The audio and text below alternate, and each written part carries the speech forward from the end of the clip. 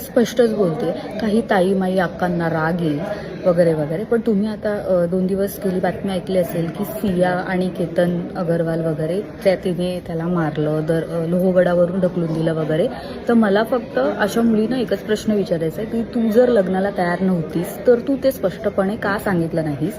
तुझ्यावर घरच्यांचा दबाव होता का? किंवा जरी दबाव जरी असेल तरी तुला ऑलरेडी बॉयफ्रेंड होता बाई, आणि ज्याच्यासाठी तू दुसऱ्याच्या लेकराला मारलंस, तर मग तू त्याच्यासोबत पळून का नाही गेलीस?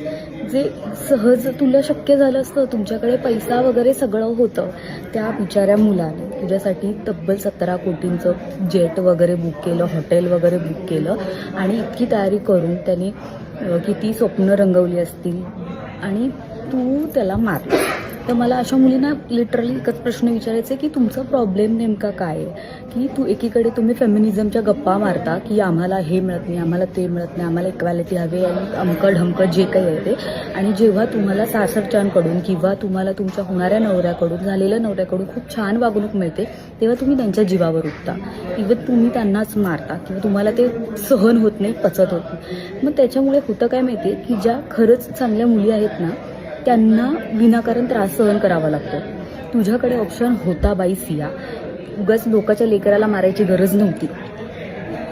अगदी साधेपणाने तूच सांगू शकत होतीस, किंवा तू त्या मुलाला तरी सांगायला पाहिजे होतंस केतनला की बाबा तू स्वतःहून नकार दे, माझ्या घरून मला प्रेशर आहे, तू नकार दे.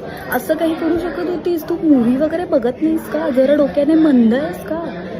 दुसऱ्याच्या लेकाला मारून काय मिळालं तुला? आणि अशा मुलींचा काय प्रॉब्लेम आहे खरंच मला कळत नाही.